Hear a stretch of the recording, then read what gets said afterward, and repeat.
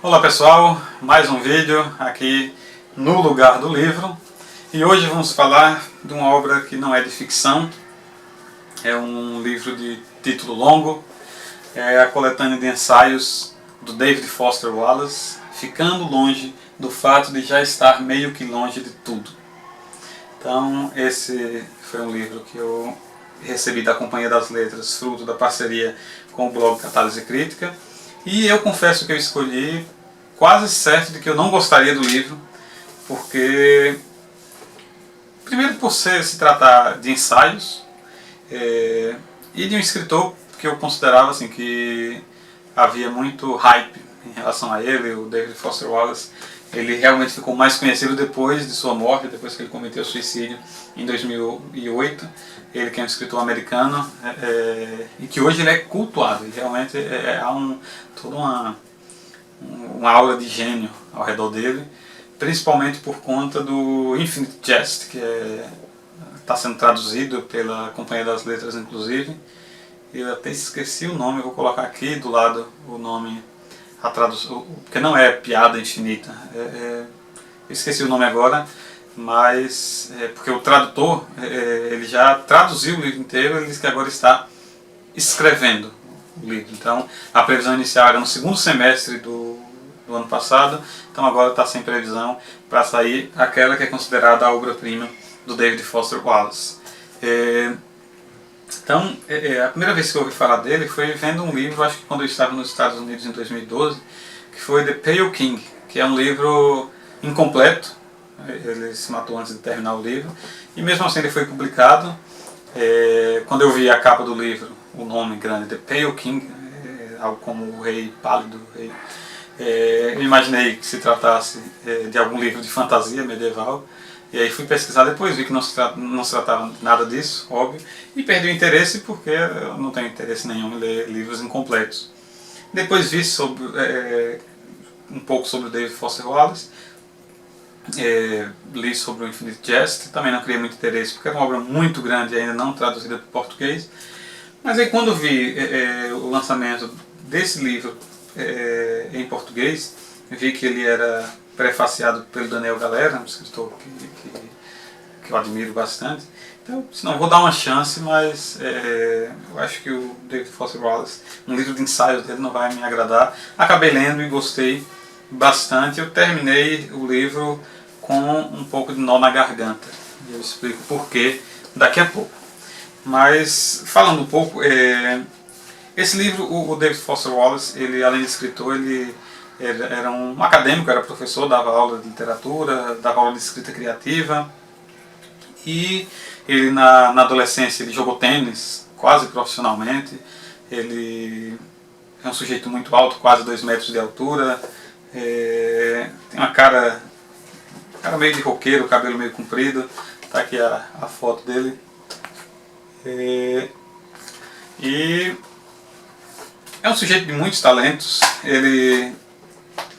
Dois dos ensaios desse livro ocupam quase 70% do livro. São ensaios que ele escreveu para uma revista como um pretenso jornalista. Ele já adianta nos 2 ensaios que não vai ser bem jornalismo que você vai encontrar aqui, mas você encontra o estilo dele, assim, você encontra a riqueza das descrições. São ensaios longos. O primeiro é o que dá título ao livro, Ficando Longe do Fato de Já Estar Meio que Longe de Tudo. Ele relata uma visita a uma daquelas feiras americanas que você vê nos filmes, aquelas feiras rurais em que as pessoas vão lá para exibir suas vacas, suas abóboras, os doces que elas fazem, etc.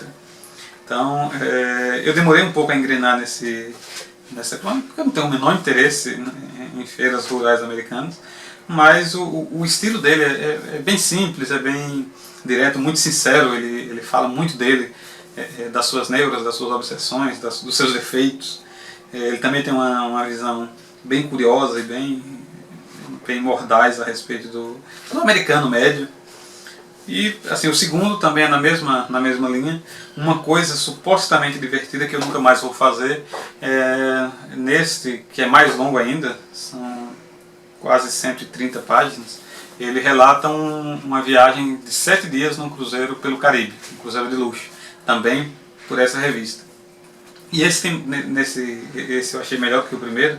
Tem momentos impagáveis, como o momento que ele perde para uma garota de 8 anos no xadrez, ele que se julga inteligente, as obsessões dele com a forma como os dejetos sólidos são jogados ao mar, a forma como eles são sugados a vácuo no banheiro, um momento em que ele seria um momento lá de traje formal, de black tie, e ele leva uma camiseta com um desenho de um smoking, porque ele achava que ninguém jamais fosse levar um smoking para um cruzeiro pelo Caribe. Então, o nó na garganta começou a se formar a partir daqui, porque você vai vendo como ele é consciente das suas limitações psicológicas, e como ele é uma pessoa boa, assim, ele é bem intencionado, ele brinca, em um momento ele entra lá numa brincadeira estilo Olimpíadas do Faustão, em que o pessoal ficava na beira da piscina lutando, tentando um derrubar o outro numa espécie de piscina de sabão. Então, apesar dele ser... Eu imaginava, assim, um dos preconceitos que eu criei em relação a ele, quando ouvi falar, como eu falei, eu achava que era um hype em torno do nome dele, um sujeito que se matou e que é considerado um grande inovador da língua, da literatura americana.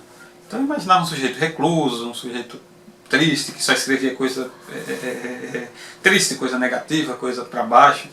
E não, ele joga tênis de mesa, ele diz que joga muito bem tênis de mesa lá no Cruzeiro de Luxo, e ele só joga com um boné do Homem-Aranha virado para trás. Então ele é um sujeito muito divertido, ele brinca com as próprias paranoias dele. Então esses dois artigos, se você sobreviver a esses artigos, a esses ensaios, não sei se você tem costume de ler, você vai ver que, se você não se deixar assustar pelo tamanho deles, você vai ver que é uma literatura, uma prosa muito agradável, muito divertida que espera você.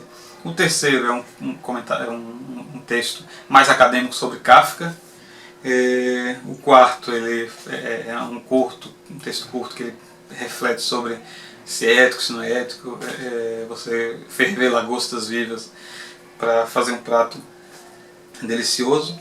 E o quinto é que me deixou com realmente um nó na garganta, que é Isto é Água, que é uma obra-prima, é um discurso de Paraninfo que ele faz para uma turma de formandos, e que ele diz, olha, eu sei que eu vou cair no clichê, eu não queria cair no clichê, mas eu tenho que aconselhar vocês. E ele basicamente aconselha a eles serem pessoas melhores, a não se guiarem pelo dinheiro, não se deixarem guiar por valores fúteis, para não serem egoístas. E ele diz, olha, qual a importância de você levar esses conselhos que eu estou dando, que são clichês e tal, a sério? É você não chegar aos 40, 50 anos e não aguentar e meter uma bala na cabeça. Então, assim, quando ele fala isso e você lembra que ele se matou, se enforcou, você sente... Ele criou empatia comigo. E eu fiquei triste de saber que eu estou lendo uma coisa e que ele não aguentou e acabou se matando. O sexto texto é uma reportagem também que ele faz, mas dessa vez um tanto inusitada, mas genial. Para quem gosta de tênis, então, é um prato cheio. É intitulado Federer como experiência religiosa.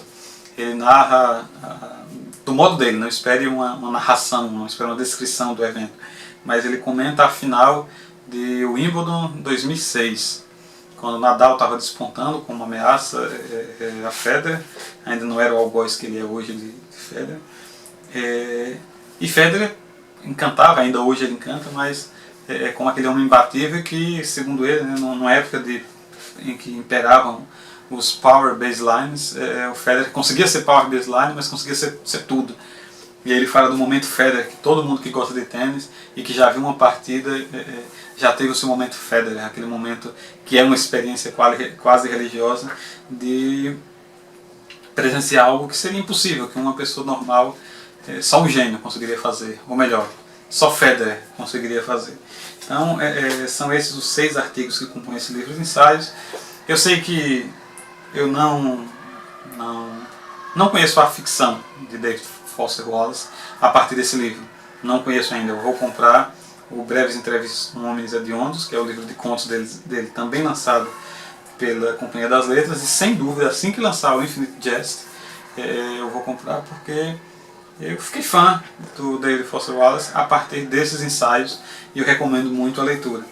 Vou ler só um pedacinho do Isto é Água, para você ver um pouco como ele era um sujeito que se importava com as pessoas e que teve coragem de dar um discurso, digamos assim, piegas, como ele mesmo diz, clichê, na formatura desses garotos. Pois aqui está uma outra verdade. Nas trincheiras cotidianas de uma vida adulta, não existe isso de ateísmo. Não existe isso de não venerar. Todo mundo venera. Nossa única escolha é o que venerar. E se existe uma ótima razão para talvez escolher venerar algum tipo de Deus ou coisa espiritual, seja Jesus Cristo ou Alá, Yahvé ou uma deusa mãe Wicca, as 4 verdades nobres ou algum conjunto inviolável de princípios éticos, é que praticamente todas as outras coisas vão devorar vocês vivos. Quem venerar o dinheiro e os bens materiais, quem buscar neles o sentido da vida, nunca terá o suficiente. Nunca terá a sensação de que tem o suficiente. É a verdade. Quem venerar o próprio corpo, beleza e encanto sexual, sempre vai se achar feio, e quando o tempo e a idade começarem a deixar marcas, morrerá 1 milhão de mortes antes de finalmente ser enterrado por alguém. De certo modo, todo mundo já sabe disso. Está codificado em mitos, provérbios, clichês, máximas, epigramas, parábolas, no esqueleto de toda boa história. O grande truque é conseguir manter a verdade na superfície da consciência em nossas vidas cotidianas. Quem venerar o poder vai se sentir fraco e amedrontado, e precisar de cada vez mais poder para conseguir afastar o medo. Quem venerar o intelecto, ser visto como inteligente, vai acabar se sentindo burro, uma fraude na iminência de ser desmascarada. E por aí vai. Então você vê, essas são as palavras finais que eu deixo aqui do livro. Eu me tornei fã do David Foster Wallace, então se você quiser arriscar, eu acho um bom começo. Obrigado pela atenção. Se gostou do vídeo, inscreva-se no canal para acompanhar os próximos vídeos. Até a próxima, se Deus quiser.